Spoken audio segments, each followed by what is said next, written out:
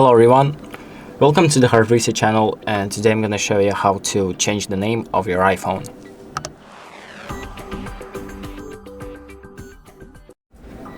So if you want to change the name of your iPhone, the name that displays, you can do that by going to the settings, then scrolling down to general, selecting about, and here you have name, so tap on that. And here you can change the name of your iPhone, so I'm going to, for example, name it to test phone. There you go, confirm. And now this is the name of our device. So for example, when you're trying to pair to this device, like another phone synchronizing it to this one, it's going to appear as the one that you just named it to.